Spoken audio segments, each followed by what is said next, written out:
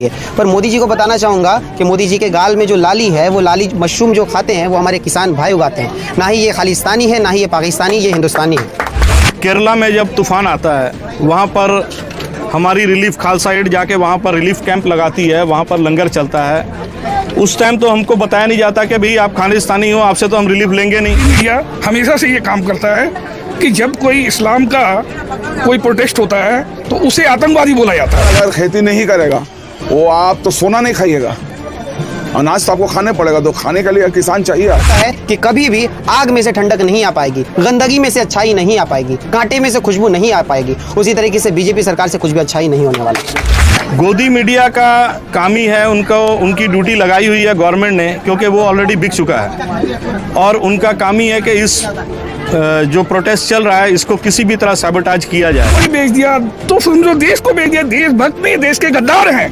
ये, देश के गद्दार हैं ये, भला सोचने वाले नहीं है। अंबानी और अंडानी के दलाल हैं। इसको अंबानी अंडानी नजर आता है, जब उसके घर में पोता होता है तो वो पहुंच जाते हैं। जो चला रहा है ये बिजनेसमैन चला रहा है, ये अंबानी अंडानी चला रहे हैं। ये सरकार कोई पीएम नहीं चला रहा है, पीएम तो सिर्फ उसका लिखा हुआ यहाँ आके पढ़ रहा है। और मोदी जी को इसमें चाइना का नाम जोड़ना है तो जिस तरीके से चाइना ने हमारे देश के ज़मीन को पकड़ के वो बैठे हुए, उस वक्त मोदी जी चाइना का नाम क्यों नहीं लेते हैं? उस वक्त कहाँ जाती है मोदी जी के 56 इंच का सीना? अभी किसानों के लिए, जिसके लिए कोई बोलने वाला खड़ा नहीं हो रहा था, मोदी जी ने सोचा हम जो चाहेंगे उनके किस्मत को लिख देंगे, जो काला कानून आएगा उसके मुंह पर थोप देंगे। हम मोदी जी को बताना चाहेंगे, चाहे आप मशरूम खा के किसानों की उगाए हुए मशरूम को खा करके गुलाबी हो जाएंगे, ठीक है, लेकिन ये काला कानून से हम अपना चेहरा काला नहीं होने देंगे। जब पूरे वर्ल्ड में सिख वहाँ पर रिलीफ चला सकते हैं तो अपने लिए तो इतना तो इंतजाम कर ही लेंगे हम लोग।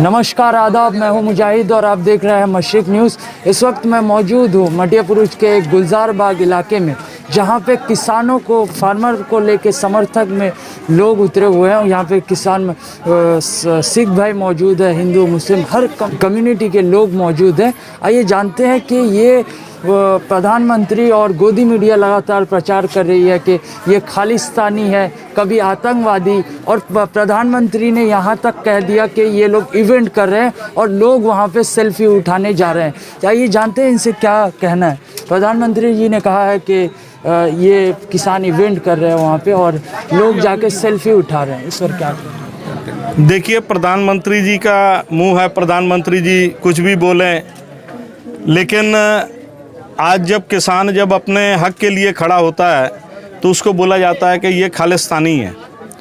तो जब केरला में जब तूफ़ान आता है, वहाँ पर हमारी रिलीफ खालसा एड जाके वहाँ पर रिलीफ कैंप लगाती है, वहाँ पर लंगर चलता है। उस टाइम तो हमको बताया नहीं जाता कि भाई आप खालिस्तानी हो, आपसे तो हम रिलीफ लेंगे नहीं। जब बंगाल में अम्फान आता है तो यहाँ पर डायमंड हार्बर और हर जगह में जाके सिख कम्युनिटी खालसा एड जाके वहाँ पर रिलीफ कैंप लगाती है, वहाँ पर तिरपाल बांटा जाता है, खाना वगैरह जो भी है बांटा जाता है। उस टाइम तो बोलते नहीं है कि भाई आप लोग खालिस्तानी हो, आप आके यहाँ पर आप नहीं कर सकते। आज जब हम अपने हक के लिए खड़े हैं, और सिर्फ हमारे हक की बात नहीं है, ये जब प्राइवेटाइज होगा, जब प्राइवेट मंडियाँ आएंगी, तो ये जो आप आटा दाल जो खरीद रहे हैं, आज जिस रेट पे खरीद रहे हैं, इससे 10 गुना में आपको सिर्फ पैक होके वही वाला माल लेना होगा। तो ये लड़ाई आम आदमी की लड़ाई है, सिर्फ किसानों की लड़ाई नहीं है, आम आदमी की लड़ाई है। ये एंड कंज्यूमर जो है सबसे ज़्यादा अफेक्टेड वो होगा। तो अब वो हमें खालिस्तानी बोले या जो भी बोले, उनका मुँह है, बोल सकते हैं, लेकिन हम अपने हक की खातिर लड़ रहे हैं और पूरे डिसिप्लिन से लड़ रहे हैं, और जब तक हमारे हक हमें नहीं मिलेंगे हम लोग लड़ते रहेंगे। बार बार कहा जा रहा है, गोदी मीडिया और भी लगातार इससे कि किसानों को भ्रमित किया जा रहा है, किसान की ज़मीन छूट जाएगी, विपक्ष भ्रमित कर रहा है इसमें। गोदी मीडिया का काम ही है, उनकी ड्यूटी लगाई हुई है गवर्नमेंट ने, क्योंकि वो ऑलरेडी बिक चुका है।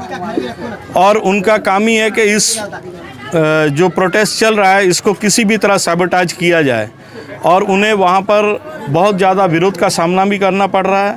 और उनके बोलने से किसानों को कोई फ़र्क नहीं पड़ता। हमारी जो मांगे हैं बिल्कुल दुरुस्त हैं और बिल्कुल वो हमारे हकों के ऊपर पूरा सीधा हमला है, डाका है, और हम वो नहीं बर्दाश्त करेंगे। और आखिरी बात के किसान आंदोलन अगर सरकार नहीं मानती तो क्या आने वाले दिनों में देखने को मिलेगा? और हमारा वहाँ पर कम से कम नहीं तो अभी फ़िलहाल तो 6 महीने का तो वहाँ पर स्टॉक है।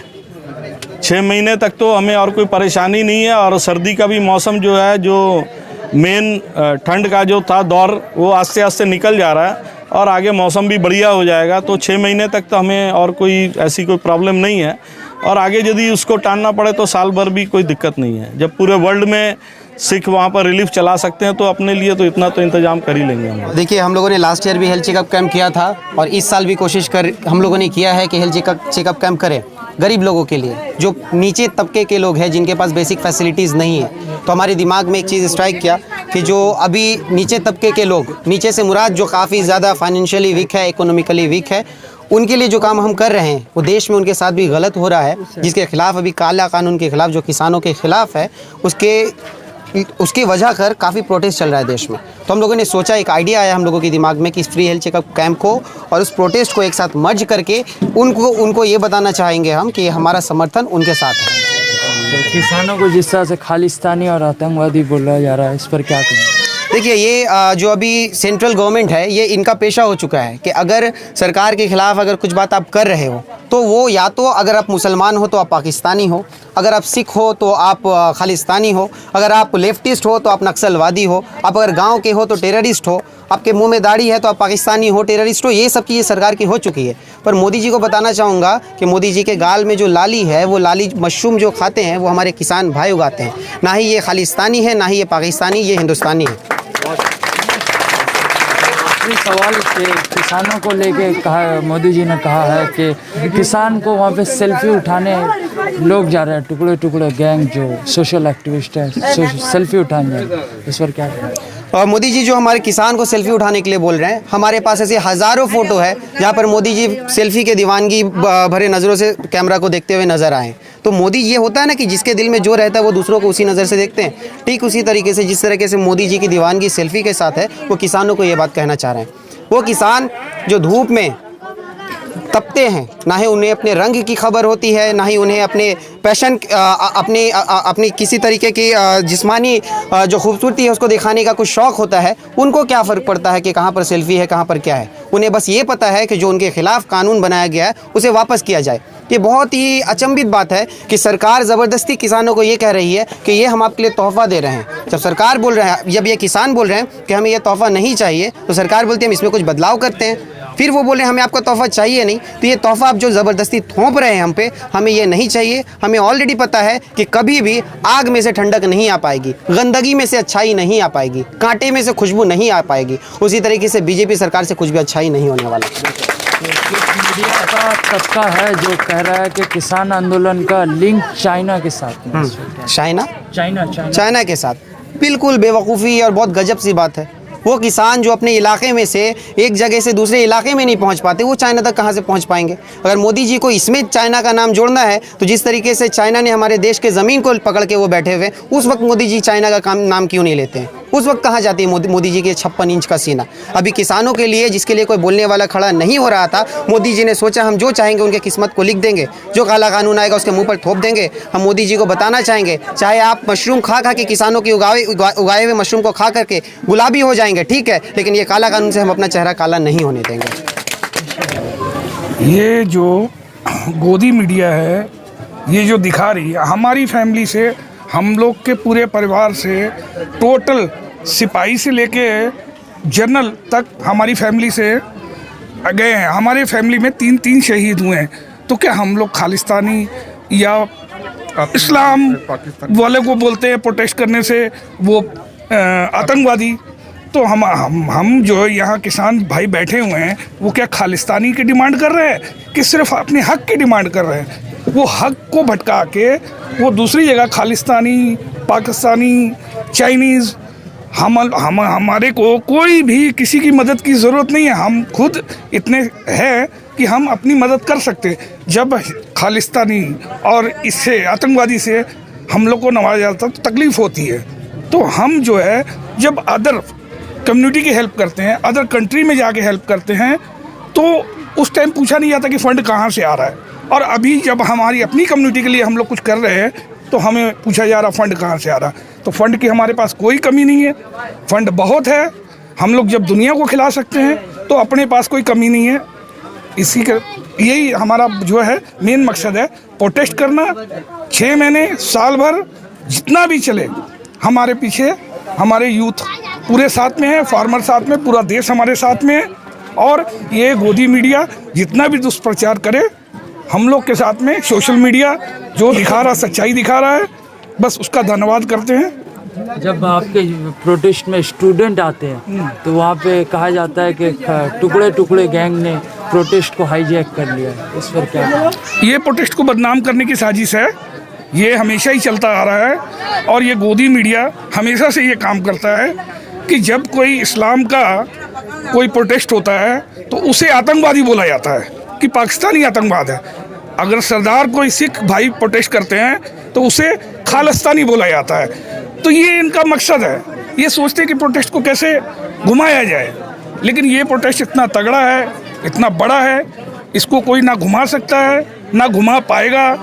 किसान अपना हक लेके जाएंगे, वो बैठे हैं 6 महीने 7 महीने 8 महीने साल भर जितना भी लगे, ये अब रुकने वाला नहीं है। ये हक कानून मोदी सरकार को वापस लेना होगा, ये कानून उसके सरकार को वापस लेना होगा जी। बंगाल फिर से अमित शाह आ रहे हैं, क्या कहना चाहेंगे?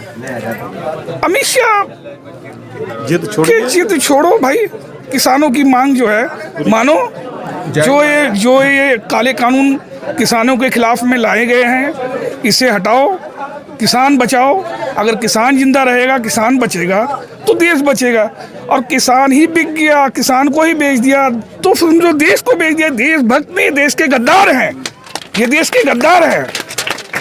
ये भला सोचने वाले नहीं है, अंबानी और अंडानी के दलाल हैं।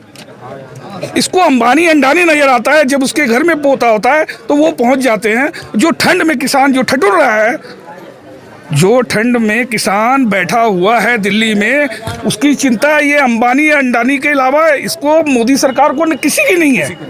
ये दलाल बन गए हैं, ये दलाल जो है अंबानी अंडानी के, ये उसको वही नजर आता। ये कानून तो अब बना, इसके पहले इसके गोडाउन बन गए, रख रखाव का जो सामान है वो बन गया। तो इसका मतलब ये सरकार जो चला रहा है, ये बिजनेसमैन चला रहा है, ये अंबानी अंडानी चला रहे हैं। ये सरकार कोई पीएम नहीं चला रहा है, पीएम तो सिर्फ उसका लिखा हुआ यहाँ आके पढ़ रहा है। ये दलाली बंद करे मोदी सरकार, ये दलाली बंद करे। देखिए, जहाँ तक हेल्थ का मामला है, हम रिक्वेस्ट करेंगे आपका ऑडियंस को, जो भी देख रहे, जो भी व्यू कर रहा है इस वीडियो को, ये लोग अपना तरीके से हर जगह एक हेल्थ चेकअप कैंप कराएं। इसलिए कि हेल्थ चेकअप कैंप से कभी कभी बहुत सारा बीमारी ठीक हो जाता, पकड़ा जाता। अभी देखिए, कोई आदमी जल्दी डॉक्टर के पास चेकअप नहीं कराने जाता, लेकिन अगर हेल्थ चेकअप कैंप में आया, उसको पता चल गया उसका शुगर है, उसका प्रेशर है, तो कम से कम वो तो अपना इलाज तो कराएगा। हम आपको एक हेल्थ चेकअप कैंप के बारे में बोलना चाहते हैं कि एक कैंप में हम लोग, जिसमें BM Birla, Kothari, CMRI, Narayana hospital, ये तमाम बड़ा बड़ा हॉस्पिटल था, उस कैंप को हम ऑर्गेनाइज कराए थे खिदीरपुर लोकल पीपल ऑर्गेनाइजेशन के जरिए से।